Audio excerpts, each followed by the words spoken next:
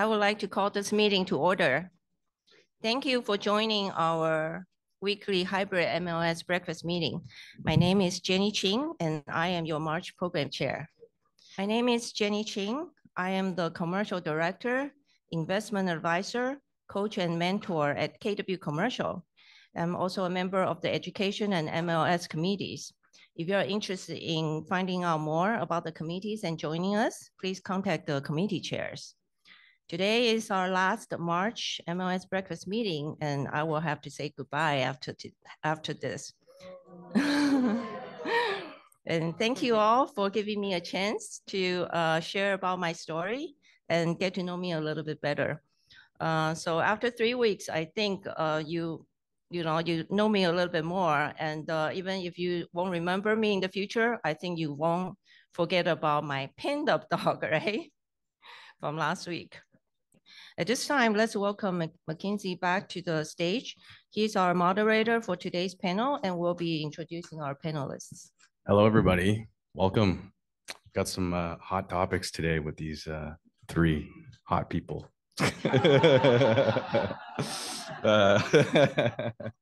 Okay, so go ahead and introduce yourselves, please. Hi, good morning, everybody. My name is James CHEN, a State Farm agent in the city of Walnut.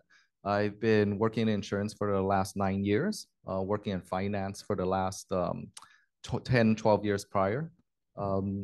Any questions you have, we'll save it for at the end of our presentation. Thank you, everybody. Good morning, everyone. My name is Sage Gomez with my NHG. I just celebrated my 5-year anniversary with my NHG. So.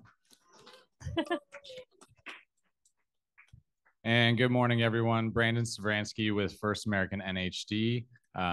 Yes, that's what I do on a daily basis. A lot of you think that I just work here and do affiliate chair, but I've been with First American now for 5-6 years, and a lot of changes. Obviously, this is why we're going to talk about these new topics within the NHD and insurance space. This is a hot topic because fires are a big part of owning real estate in California. So I hope you guys enjoy this, and I hope you get something out of it. Awesome. Thank you. Thank you. So let's start off with the first question, and it's for James CHEN. What should I get, or when should I get homeowners insurance when buying a home? Good question. Thank you, Mackenzie.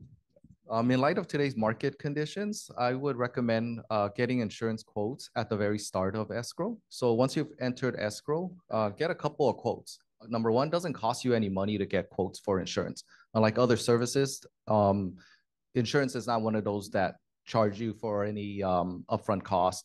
So it's good to have a few backups. A friend of mine yesterday, a realtor friend, just called me yesterday, get him out of a bind. His client is closing on Friday, or scheduled to close on Friday. But unfortunately, the insurance quote that they got, the insurance carrier they have, was unable to perform. So that's more commonplace today than it was a few months ago. So get a few quotes. Insurance only charges you for the quote that you choose. So it doesn't hurt to have a few backup plans. Okay, thank you. Great answer. Next question is for Sage. So what is the difference between NHD and the wildfire disclosure report, aka Fortress Fire? The main difference between NHG and the Fortress Fire report is that one is legally required while the other one isn't. So NHG is legally required for all real estate property within California, whether that be residential, commercial, vacant land, or even mobile homes. You legally have to get a natural hazard disclosure versus the wildfire disclosure report, best known as Fortress Fire. You don't have to get it if you don't want to get it. That is the main difference. Great answer. Thank you, Sage. Next question is for Brandon. Next question is, what are the new laws affecting natural hazard disclosures in 2024? So all of you know that there's a big law that was passed which has required you to get an inspection if a home is in a high or very high severity zone. And there's some other stipulations behind that, but that is AB 38. That was passed in 2021, or it went into effect in 2021. The newest law that came into effect this year in January 1st, was AB 1280. And that changed the statutory signature page and there had not been a change in 20 years. And so this is why we wanted to do this topic, because these changes are affecting real estate and they haven't been changed in 20 years. So obviously this is important. And the biggest changes is how they're disclosing it and what they're putting on that page. So they're adding in a section that says very high severity zone and whether, or a highest fire severity zone, and whether it's state or local responsibility areas. And when that's checked, you now have that on the statutory signature page. So it's really just spelling it more out for your clients. And then there was another addition to that, which is the earthquake booklet. We'll have new additional information on changes to those fire zones, climate change, and things that are affecting real estate even more, especially like on the coast, the tsunami zones, and obviously we've seen a lot of damage that's been done to homes on the coast because of these king tides that are getting larger and the tides coming in. So just be aware of those new laws that I know Paul Chang, or Peter Chang, what was his name? Paul Chang, spoke about those new laws. And so some of those new laws are in that NHD section. Sorry, the mic turned off. Next question for James Chen. What does the homeowner's insurance policy cover? Oh, your homeowner's insurance is going to cover a number of different items. Primarily, most people, when they look for homeowner's insurance, they're going to ask for coverage A, which is the cost to rebuild your home. Coverage A is not equal to the price of your purchase, because when there's a claim for your home, it doesn't include repair for a land, because land is not something that can necessarily be damaged. So it's going to be what it costs to replace your home. We'll look at the composition of the home, the type of roof, the year the home was built, and have an estimate for what would cost in case of a total loss. The next component of the homeowner's insurance is going to be your personal property. Anything that's not affixed to the walls, that's considered your personal property in your home. You're also going to get liability coverage. Liability coverage covers things such as someone tripping and fall at your home. It also goes everywhere you go. It's not just solely restricted to liability that rises at your home. For example, I've seen an incident where our customers went snowboarding or skiing, they hit somebody, the other party got a medical bill, and your liability from your home covers that. Same thing with dog bites. It don't have to be at the home, it could be at the park.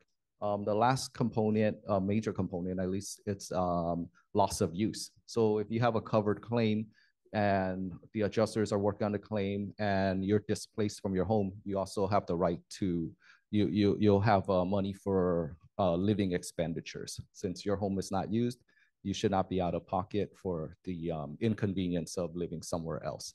So those are primary components of your homeowner's insurance. Great, thank you, James. Next question is for Sage. How do you know when you have to get a defensible space inspection? So how you know when you have to get a defensible space inspection is first order your NHD. And then if your NHD tells you that you're in a high or very high fire zone, the property happens to be a residential 1 to 4 unit property, and the home was built before 2010, that's how you know you need a defensible space inspection. So what is a defensible space inspection? Someone from CAL FIRE or a local fire department is going to come out and they're going to inspect the outside of the property.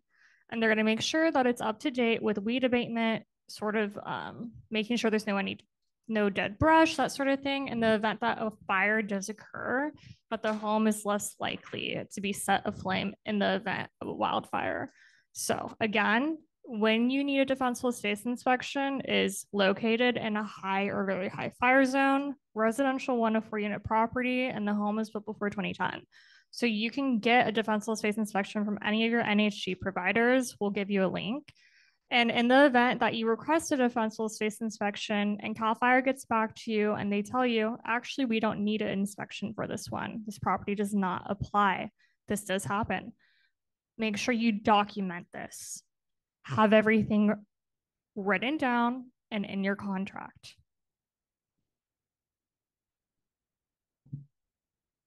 Interesting. Brandon, next question. When does the Fortress Fire report make sense to order? So this is a a big challenge right now, especially on our side of the business, that we're seeing that a lot of agents don't know what the Fortress Wildfire Disclosure and the difference between the NHD. And so on the RPA, CAR added this section right below where you request the NHD or environmental, and then right below that it says the Fortress Wildfire. And what I've seen is a lot of agents that don't know what this is, they don't counter it out and say, well, it doesn't make sense on this property.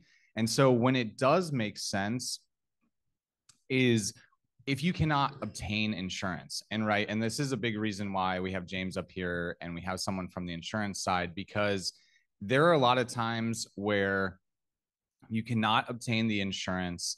You should go to your insurance brokers and insurance companies first before you order this report. And this is something I've been telling agents, because if it's a condo, you're not responsible for anything outside of it. And I'll go into that the next section. But if it is a home that's in single family and you're representing the buyer, they can't obtain insurance. The insurance company said there really isn't much you can do. This is where the Fortress Fire, I would go to that insurance broker and say, if we order this report and it provides us suggestions on what trees to trim, what bushes to trim, what to do to the property to make it more insurable or more likely to resist a fire, this is where the report really does its job. There still is, they're working through the kinks of how this can really help with getting insurance. But at the end of the day, talk to the insurance brokers first, then determine if you order this report, will that help you to get insurance? And that's where it really makes sense. So if you're representing the buyer, is when it makes sense. Awesome. All right, James. So my tree fell on my house. Does my insurance cover it? Yes, we've seen that happen more frequently with the weather that we've encountered. And absolutely, a tree falling on your home is covered by your homeowner's insurance.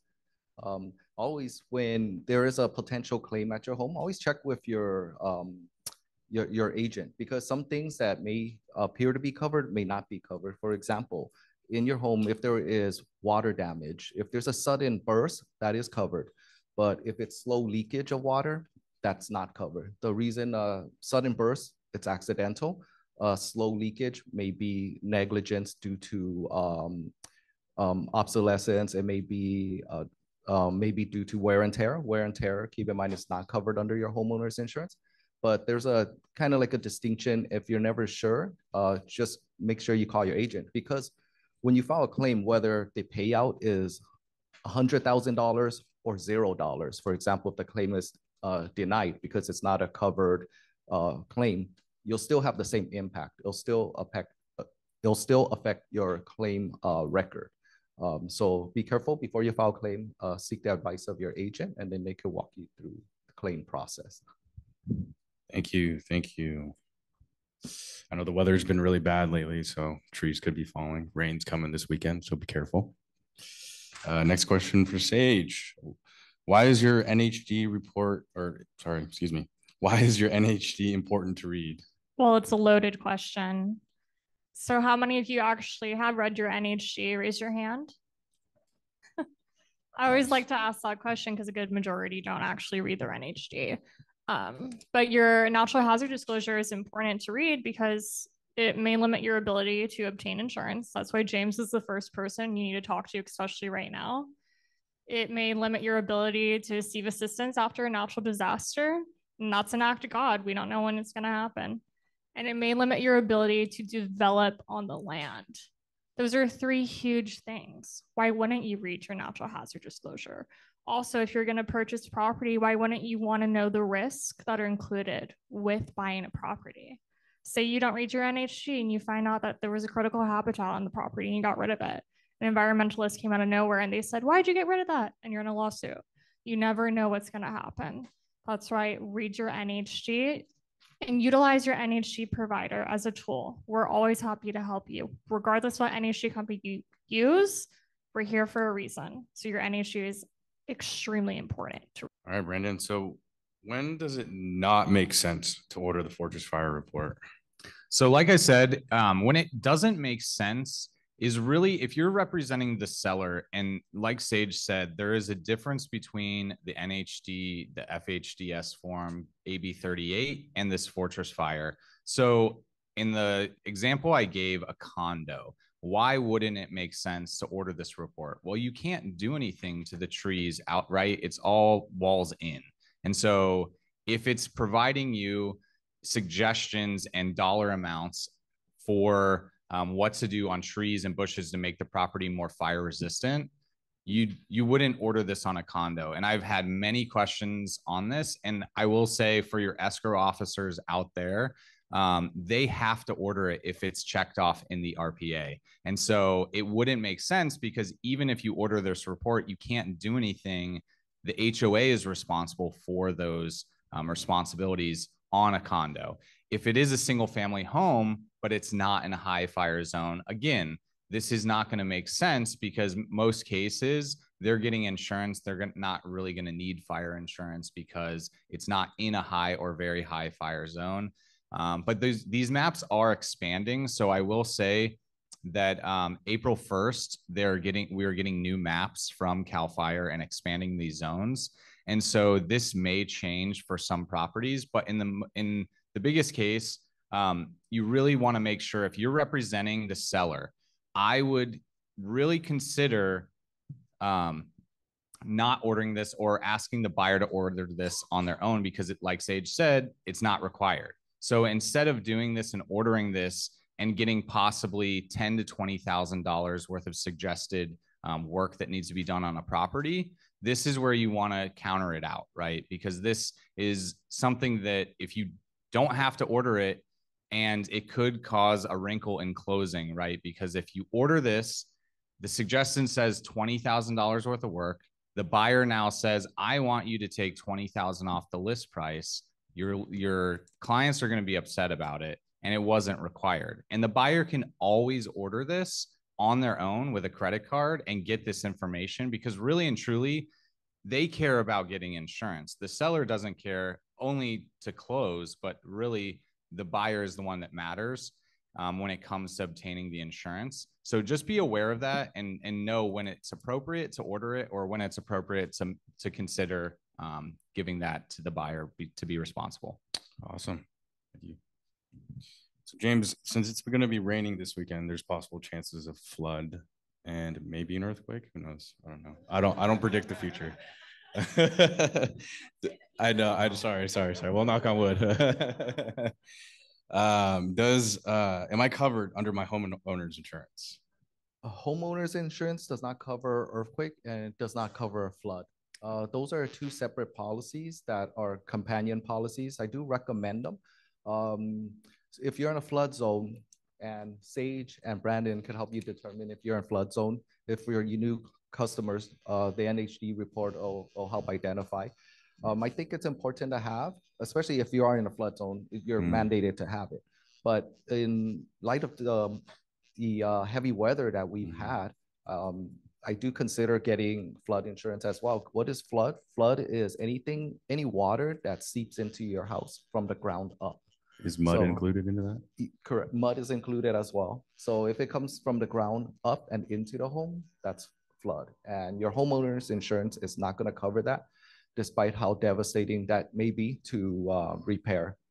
Same thing with earthquake insurance. Earthquake is not covered under your homeowner's insurance. It'll require a separate policy.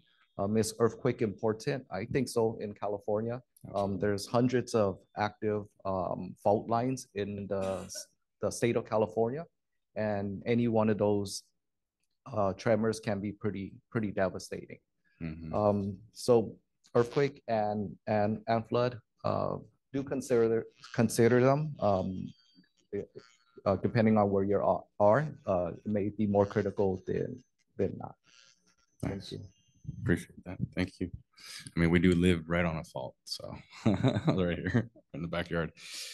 Sage, next question. What is the #1 disaster in the United States? Can anyone guess? What's the #1 disaster in the US? Flooding, hurricanes, and then heat waves, so fire. So anywhere that it rains, it has the potential to flood. So everything that James just said worked perfectly with that question.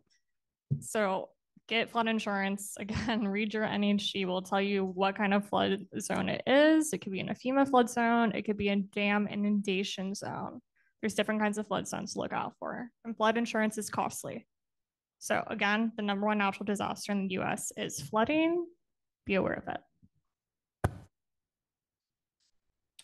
Awesome. Awesome. All right, Brandon, this is an elaborate question. I don't know, not really. Does AB 38 compliance determine if it is required to order the Fortress Fire report? So I already kind of answered this with, and Sage did as well, where it's not required to order the Fortress Fire report, but most cases, if it is in an AB 38 fire zone, right, and the home was built before 2010, and it's in one of these foothill communities, and I have a map right here to kind of show. You can see it a little bit. These are the fire zones in LA County, and there's a lot of them. And as we know, anywhere in these foothills, if you get anywhere close north of the 210 and even parts of the 210, you're going to be in these fire zones. And so it's not required, right, to get this Fortress Fire report, but this is where if you are representing the buyer side, you may have challenges getting insurance. And so this is, again, to be aware that why it's important to order the NHD first. If you have the listing, right, order that NHD before you even get to your escrow, because if it is in the fire zone, it was built before 2010, it's a single family residence, and that buyer is going to have a difficulty obtaining insurance. This is where the relationship with your insurance companies are important. That's why you call James and ask him, what can we do to the property to get insurance if you're representing the buyer? But that AB 38 compliance, which is the fire hardening defensible space form that you have to fill out, is not determinant of whether you have to order the Fortress report. So again, make that distinction and remember that it is totally separate, but there is a section on the Fortress Fire report that talks about AB 38. So this was why I kind of wanted to poke at this and talk about it, is because there is information within the report, and it may confuse your buyers and sellers, that they say, well, is it required? Because it does have this information on AB 38, and that is not true. So make sure you know the information. And again, use us as a resource. Call us if you have questions on this, because you're not going to be expected to know all this information. That's why we're here. But again, this information is important to distinguish. There is a difference between AB 38 and the Fortress Fire. Perfect. Awesome. We'll have questions after. Also, we'll have time for that. Okay, James, last question for you of the day. What can I do to lower my INS rates? Okay. Okay. A lot of people have been asking me about that because rates are going up, and it's naturally going up because of inflation. What can we do to counter some of the rate increases? One thing I recommend is maintaining your property the same way you maintain your vehicle with oil changes and tire rotations. Take care, check the gutter. When's the last time we went up to the roof, check the gutter, make sure the roof was still sturdy and in place. Earlier, I alluded to the fact that some things are covered and some things are not. So when it rains, for example, if rain seeps in through the ceiling, through the roofs, because the roof is out of shape, that's not covered. But if wind blows the roof and knocks over the shingles and then water gets in, that is covered. So there's very kind of like fine picking on what is covered, what's not covered. But one thing you do, maintain your home. A home alarm for like fire or theft, it's also gives you a discount on your home, 10%, and sometimes it pays for itself. High valued homes could cost a lot of money. Your standard home in San Gabriel Valley is high valued. Things are not cheap in this area, but you could save money by an alarm system. It could possibly pay for itself with the discount on your home. When you bundle with your autos, it'll save you some money. And also keep in mind tenure with a company can save you money. New policy holders, when you file a claim in a year or two, they can be dropped because the insurance carriers are getting very particular who they want as a customer. They want customers that don't file a lot of claims, or at least claims that are out of their control. Like the things that are within their control, and there's a claim filed. So keep in mind, stay with a company for a few years, and they'll have more retention in that regard and more leniency in terms of file claiming. Nice. Awesome. Thank you, James. Appreciate your answers today. All right. Last question for Sage. How many hazards are legally mandated to be disclosed in your NHD? So all NHG companies have to legally disclose 6 hazards. Other than that, we can put whatever we want in there. So those 6 hazards consist of 2 flood, 2 fire, and 2 earthquake. Brandon touched on it earlier. On the fire zone, the very high fire zone, it now specifies if it's a local or state responsibility area. Remember how Brandon brought that up earlier. So what do all 6 of those have in common? They all lead to insurance. That's why you need to read your NHG. And that's why all NHG companies legally have to disclose those 6, because it does lead to insurance. Again, call James immediately. If you have a listing, he's the most important person in your real estate career right now, to be honest. But yeah, so read your NHG, look at those hazards. All right, Brandon, last question for you too. Why do you need to know the type of roofing and siding material to order a Fortress Fire report? So this is a question. I'm not sure every NHD company asks this, but the big reason why it's being asked, and we are really just a pass-through. So that's another thing I wanted to mention. We do not, none of the NHD companies are the ones creating this. This company, Fortress Fire, and to give you a little background, they made fire retardant for CAL FIRE, and then they developed this product that uses satellite imagery to give suggestions on what trees are close to properties. And what we're finding too is these zones are expanding. And then if you remember from a couple of the topics and discussions we've had before in the past, when we talked about that zone, there's a 5 to 10 foot zone, there's a 20 foot, and there's, like 200 feet outside of a property. And each one of those zones, what they're really trying to do is to make homes where that ember is typically the reason why a home catches on fire. It's not necessarily the fire itself. It's when the embers fly up into the air. And if you guys have been at a campfire, right? If you're burning leaves, those embers kind of fly up everywhere and then they kind of land around. And those are really the most dangerous part of a fire. And so these zones and the roofing material matters, right? Because we've seen some of these older homes with shake roofs or the siding where it has the like the Cape Cod style. And those homes, I will say, are a tinderbox. There's something that they are more fire or they're more prone to damage from fires. And so the roofing and siding type will obviously matter when it comes to determining the level of risk that a house has. And so this report, again, is giving suggestions on what to do. And so if you do have a home that has, say, rock, right, or brick on the side of it, a lot harder for that home to burn than it is for a home that's made out of wood. And as we know, with the old children's rhyme, right, one is made out of sticks, one is made out of hay, and one's made out of brick. 3 little pigs. Which house stayed? The brick house, right? And it's the same for fires. And so why we ask these questions is to just give the most accurate information.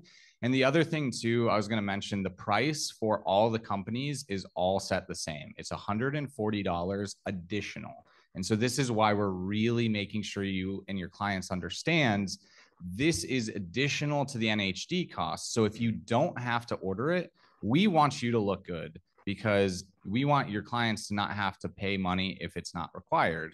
So again, be aware of that. And the siding, obviously, and the roofing is something that we ask you to make sure that it's as accurate as possible. So bear with us if we ask a lot of questions. It's just to make sure that it's accurate. Awesome. Great answers from everybody. Let's get a great round of applause for our panelists today.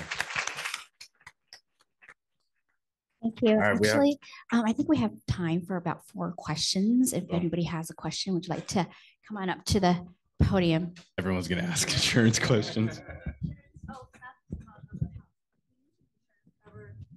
dogs or whatever outside. I was told years ago, so we got a pulp.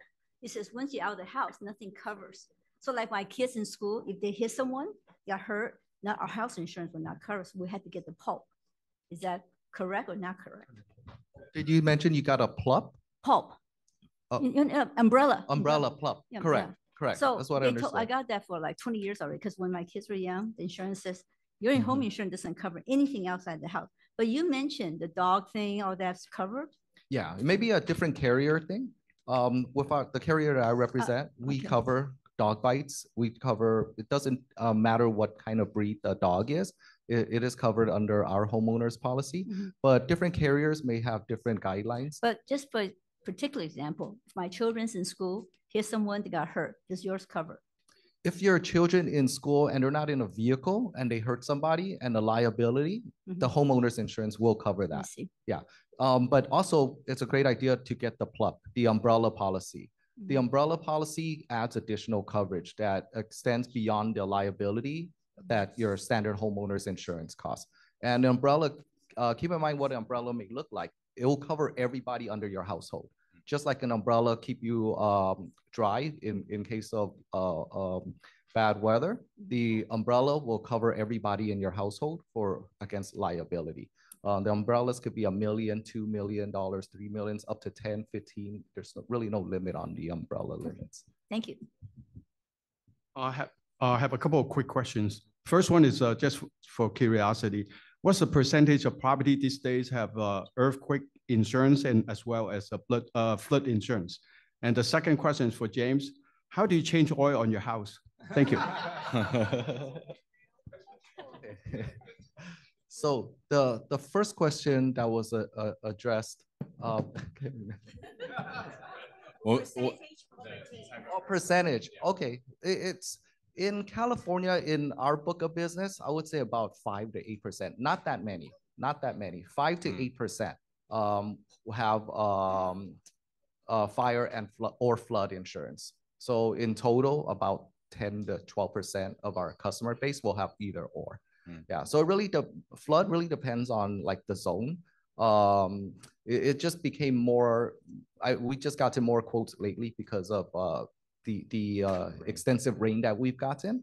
Yeah. And then also this year with the few aftershocks that we've gotten more inquiry on it. But historically, I would say less than 10% of our customers have it. But I think it should be more. I think it's important to have it. We haven't experienced a major, and keep our fingers crossed, we don't have another, something that's like the Northridge earthquake. But we just never know. And just having that extra peace of mind, I think it's worth it for myself personally. I have a question for James regarding the property insurance liability part. Most of the time, the liability for personal, like a cover for 300,000 and medical expense for 5,000, is there a way to increase the coverage? And the next question I have, I most frequently run into the homeowner, they stay over after escrow close, and they would like to purchase tenant insurance. But the tenant insurance, they only need 1 month or 2 months. Do you know where they can obtain those insurance? Thank you. Okay, good question. For your homeowners insurance, the liability, medical, those are all components that can be modified. You could increase the coverage. You could decrease it, I think as little as 100,000, but I recommend at least the 300,000 and beyond that, the umbrella coverage. For the liability within your home insurance, if you were to get $1 million on that policy, it may be cheaper to have the umbrella and cover more people, having that as a separate policy. The next question about when the home is sold and now the owner becomes a tenant, I highly recommend having a renter's policy for them always in place. I think when I even like beyond that, if they stay longer, you could get a policy for fairly inexpensive. $150 can cover 1 year for a renter. And that gives the owner a lot more peace of mind. So if anything happens with the tenant, that's the first line of defense instead of it going directly to your homeowner's insurance and therefore making it more costly. Having your tenants buy renter's insurance, it's highly recommended. It's not too expensive. And you could be added as an additional interest. So you know if they were to cancel the policy, you get notification. You could put that into your lease agreements. Where to buy it? You know, State Farm right now is not writing it. I could discuss with you later, maybe some of the companies I know that are still writing it. I could share that with you a little bit. Hi, mine is a very short question, simple question. It's just that I need to hear from you again, James, regarding the flood. How you to clarify to me the types of the claims of flood insurance that you would cover. You said something about the flood coming out from the ground, or that you won't cover that, or something like this? Standard homeowners insurance does not cover flood. It doesn't cover what's deemed to be water that rises and enters the home. So when water rises and breaches the home, it could be the garage area, it could be kitchen area. That's not covered because it's just a simple exclusion from your standard homeowners policy. These require companion policy, just like the earthquake. So there's no coverage for it? There's no coverage for it. Yeah, okay. It would require a companion policy. Okay, thank you. For flood. So this was something that I know a lot of agents have asked me about, is a lot of people who live in the fire zones that are having trouble with keeping their insurance. So what are people doing when they've had a policy for 20 years protected under fire, and then now they're being dropped by their carriers? What can people do, or what suggestions do you have for those situations? Yeah, I find it's very unfortunate that policies are being dropped, but some of these are like, they're in like the high fire zones, and insurance carriers has had substantial losses. I think that's one of the crises we're experiencing in California, why carriers are not writing insurance or carriers are exiting the insurance. So my recommendation before any policy gets dropped, don't want to be a last minute rushing around looking for coverage. You just have to shop around right now. Just have to shop around and have to shop early because the guidelines are changing. Same thing with when you buy a home and you're shopping for insurance. So a carrier that said that they could offer the coverage a month or two ago may not be able to offer that coverage. So the best thing to do is just have a lot of different quotations and just shop early. Thank you. I know the time is short, and there are a lot of questions, so please reach out to our presenters later. And next we have Bits and Bytes from the Technology Committee, and let's welcome Nanette. Hi, good morning, everyone. My name is Nanette, and I am going to do the portion for Bits and Bytes.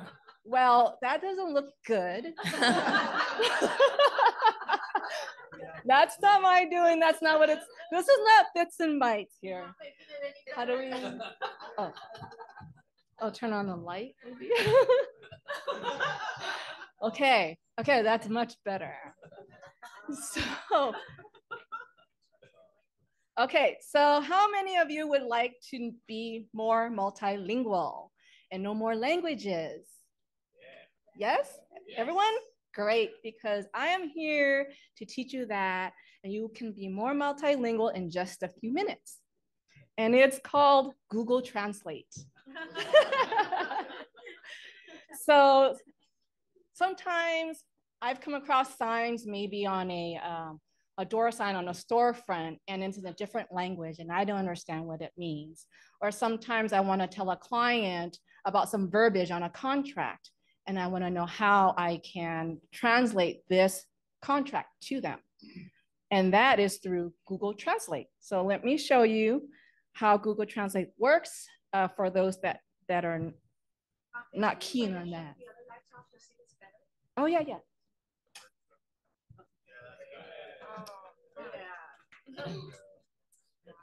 And then is this one supposed to work? Is that better with that light on or off? Okay. Okay, I'm going to go to Google Translate. So on this one, I went to the website Google Translate and you just click on it. So let's say I want to write a text in a different language. So I just enter the text here and I might say, hi, how are you? And up here, as you can see, it says English to English. But let's just say I want English to a different language. I'll just click on that language and maybe Spanish. Scroll to, where is Spanish? Right here, Spanish. It'll say, hola, ¿cómo estás? On the bottom. There you go. So it can even, if you press this audio button, it can even say it for you. Well, you can't hear it from there, but it says, hola, ¿cómo estás? And also right here, you can copy it. And maybe you want to copy it and then paste it to a text message or paste it to an email and send it that way. Or right here, you could share it. Also, you can share it on WhatsApp. I have WhatsApp on my phone, or email, or a text message right here. So it's pretty cool, pretty fun. And then you can even interchange it too. See the arrows right here? There are two arrows going towards each other, like different directions. You can switch it up. So if it's from Spanish to English, if the text is in Spanish, and it could go to English. If you wanted Chinese, you have Chinese here. Well, actually, no. So it has to detect, it has to detect that it's in Spanish. Let me go back. Spanish, and it says English. Let's say Spanish to whatever, Armenian. So that's Armenian right here. Oh, well, I have to, yeah, there's Chinese. I can get Chinese here. There's Chinese. So it's in Chinese character right here. And you can even text message that to someone or email it. You can also do images. Do I have a question? You can, and I'm gonna get to that right now. So yeah, you could do a whole page. You can even do a picture. Let's say you take a picture, you have image right here. So this is the second option right here, image. And you can go to browse files. You can even get something from your library, photo gallery. So if it's a photo gallery, okay, let's say, has anybody seen this sign? It's always next to the pastries over there. Okay, so maybe some of the other people don't know what this says, for the people that put a couple in their bag and their pocket, maybe they haven't noticed what this means. So let's just take a look. Okay.